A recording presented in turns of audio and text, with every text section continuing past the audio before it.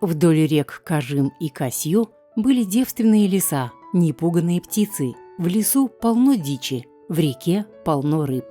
Очень часто в эти глухие места заплывали на лодках охотники из Ижмы. Поездки длились долгие месяцы, и охотники решили перебраться в эти дикие края семьями.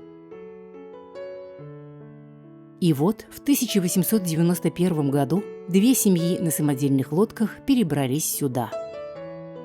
Сначала построили 2 дома в Курье напротив Дарью. После, обследовав местность, им понравился высокий берег на реке Касью в 2 километрах от Курьи. Разобрав дома, они перетащили бревна на берег реки Касью. Красивое место с каменистым берегом назвали Дресвянка. С коми языка переводится как «каменистый берег».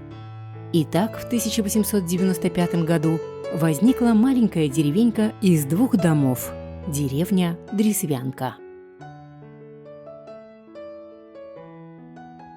До коллективизации жили своим хозяйством, держали лошадей, коров, оленей. В 1925 году был организован колхоз имени Чапаева. Деревня Дресвянка вошла в колхоз как 2-е отделение. Жители занимались сельским хозяйством. Во время Великой Отечественной войны из маленькой деревушки, где было всего 8 домов, на фронт ушли 14 человек. Некоторым из них не было и 18 лет. В деревне остались только женщины, подростки и дети. 9 16-летних подростков отправились на лесозаготовки и сплав леса.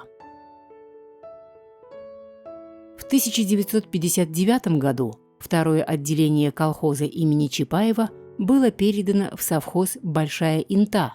Из деревни коров, лошадей, скотные дворы и конюшни перевезли в поселок Нечевом.